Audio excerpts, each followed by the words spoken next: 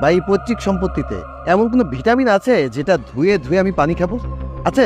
শুনুন, আমি আসার আগে আমার পার্টনারদেরকে বলে এসেছি এখানে সব কিছু অ্যারেঞ্জ করে খুব দ্রুত আমি ফ্যাক্টরিটা শুরু করব।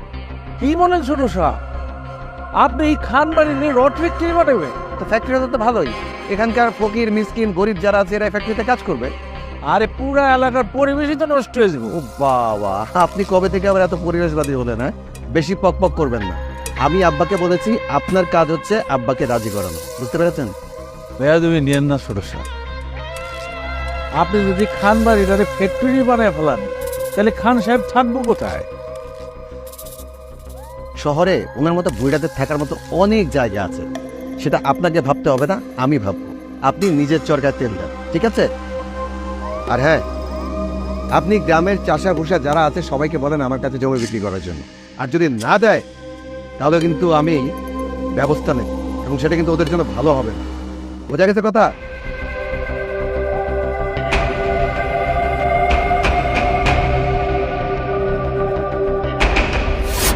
খান বাড়িতে মনে হয় একটা ভেজাল শুরু হয়ে গেছে।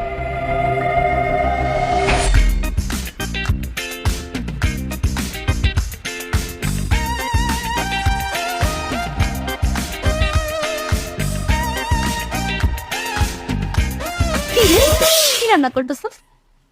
কাতলা মাছের পাতলা ঝোল। হাই হাই রে, করছস কাতলা মাছের পাতলা ঝোল? কই দেখি। পাটিতে পাঠিয়েছে। বাড়িতে আছে, কিন্তু বাড়িতে কি করবে? যে তিন একটা পাটিতে। এই যে আর আপনি কি করতেছেন? আরে ম্যাডাম, কি করতেছেন? আমি তো কিছু বুঝতে পারতেছি না। আরে পাকা ঠিক করতেছেন, বুঝছস না? তোমার একটা মাছ রান্না করছস, ট্যাক্স দিবি না? এটা তো ট্যাক্স। আরে এটা তো খান সাহেব গুলো রান্না করতেছিলাম। আরে খান সাহেবের জন্য রান্না করতে পারবো কথা? পুরো মাছ তো এটার মধ্যেই আছে, খালি রে মাথাটা আমার ট্যাক্স। হ্যাঁ, আপনি যদি মাছের মাথা নিয়ে যান, আমি বাড়ির পাশে কি করুন? কি জবাব দিব আমি? কইবি মাছের মাথাটা বিরিয়ানি নিয়ে গেছে। এটা কোনো বুদ্ধি দিলেন? হ্যাঁ, এটা শুধু তো তরকারিটাই ফেলাই দিব, আমার তো ডবল কষ্ট করা লাগবে।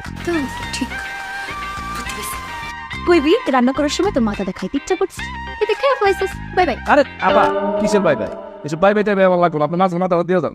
শিফনে একবার যে জিনিস লয় সেই জিনিস আর ফেরত দেন, বুঝছস? আস। আরে ম্যাডাম, আমি